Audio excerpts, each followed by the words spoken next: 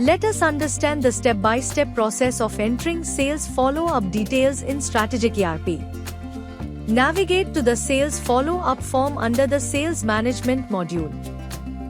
Select the date, project name, member code, unit code, member name and country code. You can also enter the unit type, sub-project, mobile number, email ID and other details as applicable. Enter the follow-up details and select the next reminder date.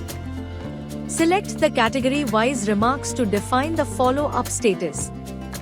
Under the Enquiry Information tab, you can view the customer enquiry status.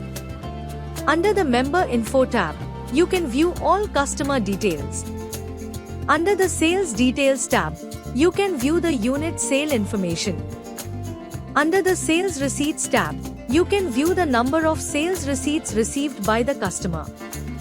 Under the Follow-up Info tab, follow-up status of a specific unit.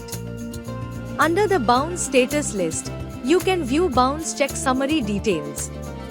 Under the PDC summary, you can view the post-dated check summary. Under the Member Ledger, you can view the payment methods and number of payments done.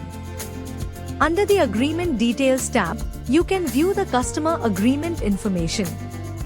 You can also view the mortgage details if applicable. Save the data so it will be stored in draft stage. Verify the information and get it approved by the concerned authorities. The process of entering follow-up details is now complete.